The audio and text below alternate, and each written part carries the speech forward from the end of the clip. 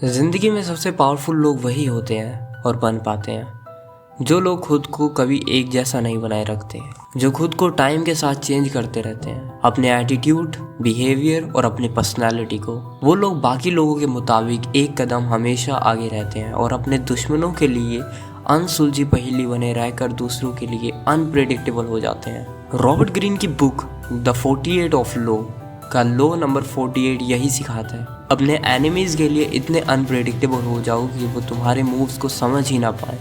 Assume formlessness.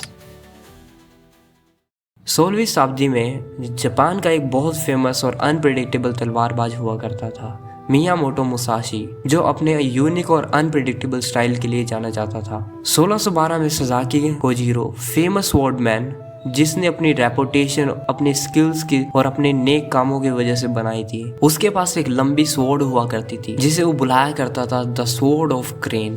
तो वो सोचता था मैं इतना पावरफुल हूँ, पर अगर मैं मियामोटो मुसाशी को हरा दूँ तो जापान में मैं सबसे पावरफुल स्वॉर्डमैन बन जाऊँगा और मुझे कोई हरा नहीं सकता।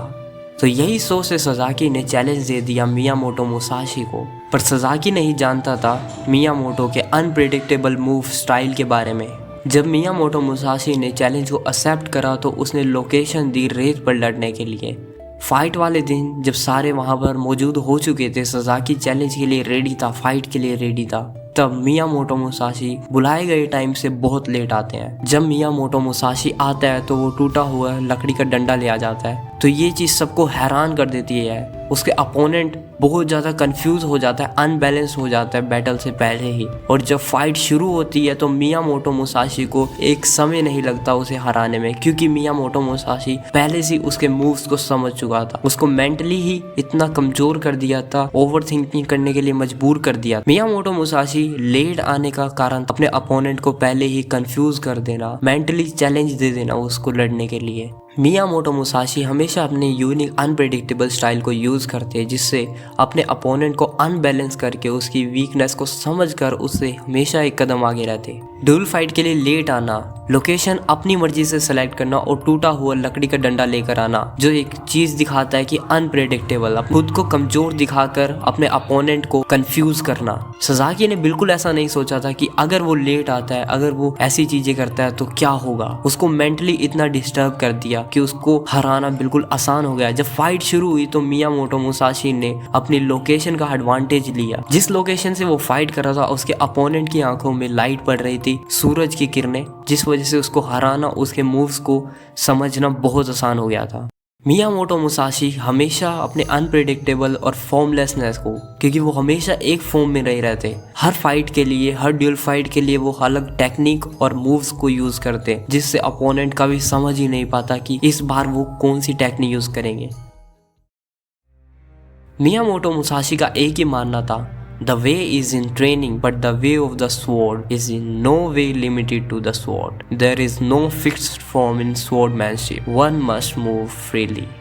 अगर तुम एक ट्रेनिंग में हो तो तुम्हें एक तरीके से सीखना होगा, पर अगर तुम एक स्वॉर्डमैन हो, एक तलवारबाज हो, तो तुम्हारे लिए कोई भी लिमिट नहीं है। तुम्हारा सिर्फ एक ही मूव है, वो है फ्रीली जो भी तुम कर सको आज़ादी से करो। Be like water. I said, empty your mind. Be formless, shapeless, like water. Now you put water into a cup, it becomes the cup. You put water into a bottle, it becomes the bottle. You put it in a teapot, it becomes the teapot. Now water can flow or it can crash. Be water, my friend. Learn to be formlessness. Formlessness का concept ये है कि तुम्हें अपने environment, situation और surrounding के हिसाब से अपने स्ट्रेटजीज को, तरीकों को बदलना होता है। अगर तुम हमेशा एक ही तरीके से रिएक्ट करते हो, बिहेव करते हो, तो लोगों के लिए समझना बहुत आसान हो जाएगा और बहुत ईजी हो जाएगा तुम्हें कंट्रोल, मैनिपुलेट करना। मैनिपुलेशन का सबसे पहला नियम यही है कि अपने टारगेट के बिहेवियर को, उसके हर मूव्स को अच्छे से समझो, एनालाइज करो हर चीज़ को उसकी। अगर तुम इस लॉ को अपनी लाइफ में अप्लाई करना चाहते हो तो सबसे पहले तुम्हें खुद के बिहेवियर और अप्रोच को चेंज करना होगा सिचुएशन के साथ। फॉर एग्जाम्पल, अगर आप एक ऑफिस एनवायरनमेंट में हो और अपने वर्क प्लेस में सिर्फ सेम तरीके से काम करते हो, इंस्ट्रक्शन फॉलो करते हो अपनी जॉब के लिए, तो आप एक फिक्स पर्सनैलिटी पर्सन बन जाते हो अपने बॉस की नज़र में और सबकी नज़र में। तो आपके लिए अपॉर्चुनिटीज़ कम हो जाती हैं क्योंकि आपके बॉस को मालूम होता है कि आपसे क्या ही एक्सपेक्ट किया जाएगा।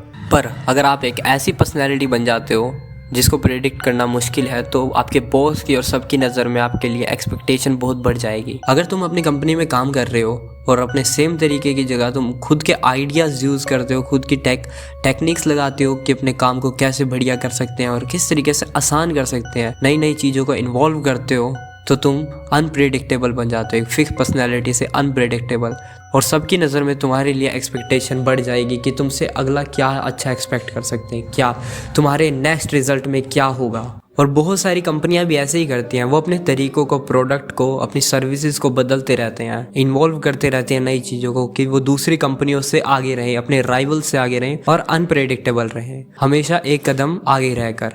अगर आप एक प्रोफेशनल लाइफ में हो या पर्सनल लाइफ में हो तो हमेशा एक फिक्स पर्सन ना रहो। अगर आप एक रिलेशनशिप में हो तो हमेशा कोशिश करो कि तुम नई तरीके से बात करें, अपने बिहेवियर को चेंज करें, अपने थॉट्स को चेंज करें। अगर एक फिक्स पर्सन रहोगे तो आप एक बोरिंग इंसान लगोगे। तो अगली वीडियो में हम बात करेंगे लॉ नंबर 47 के।